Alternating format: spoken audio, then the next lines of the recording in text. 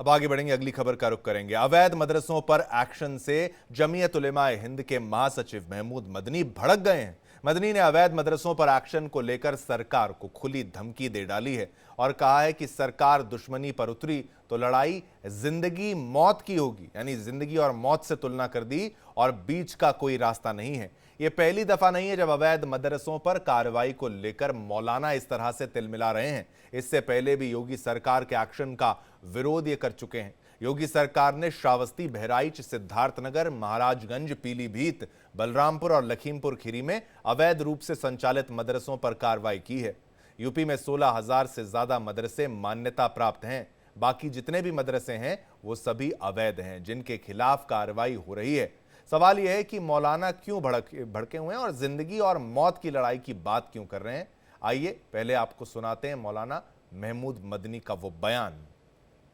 सही के लिए क्या है, मदरसा अपनी जाती जमीन में हो, इमारत मंजूरियां लेके बनाई गई हो, फायर फाइटिंग का अरेंजमेंट हो, बच्चों के रखने का जो इंतजाम हुकूक अतफाल से मुताल्लिक है उसको भी पूरा किया जा रहा हो, सरकार फिर भी अगर खराब करना चाहे, दुश्मनी पर उतर आए, तो समझ लीजिए, एक बात याद कर लीजिए, फिर लड़ाई होगी जिंदगी और मौत के बीच का कोई रास्ता नहीं रहेगा।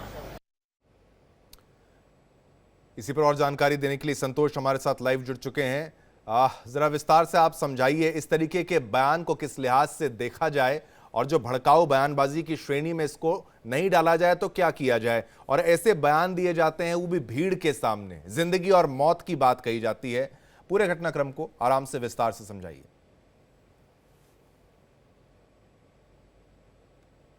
देखिए, यदि इस बयान की पहले बात करें तो निश्चित तौर पे ये बयान भड़काऊ है, और भड़काऊ ही नहीं, ये है कि जो पाकिस्तानी गतिविधियों के बाद मदरसों पे एक बार शिकंजा कसा गया था। इनका साफ सा कहना था कि पहले उत्तराखंड और उत्तराखंड के बाद उत्तर प्रदेश, खास करके जो नेपाल से सटे हुए सीमा है, उन मदरसों को निशाना बनाया जा रहा है। इन्होंने पहले भी घोषणा ये कर रखा है कि आजमगढ़ में 1 जून को हम लोग एक सम्मेलन करेंगे जिसे मदरसा सुरक्षा सम्मेलन का नाम दिया गया है। कुल मिला के यदि देखा जाए तो इनका साफ साफ ये कहना होता है कि ये हमारे संविधान के 25, 26 और 30A का ये विरोध है।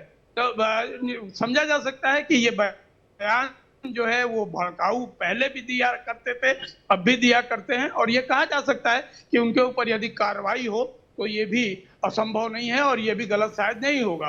रही बात मदरसों के तोड़ने का या फिर मदरसों के साथ कार्रवाई पे, तो साफ साफ सरकार ने इस बात को क्लियर कर रखा था कि उन मदरसों पे हमारे निशाने होंगे जो नियम के विपरीत होंगे। कहने का साफ सा मतलब है जो जमीन पे अतिक्रमण होगा, जो उनके कागजात सही नहीं होंगे या फिर सुरक्षा या दूसरे कारणों से वो जायज नहीं होंगे। उसमें एक क्लू ये भी लगाया गया था कि निश्चित तौर पे वो निर्धारित जो अधिकारी हैं उनके द्वारा वो पास होना चाहिए, मतलब जो कागजी रूप से होने चाहिए वो साफ तौर पे ठीक होना चाहिए।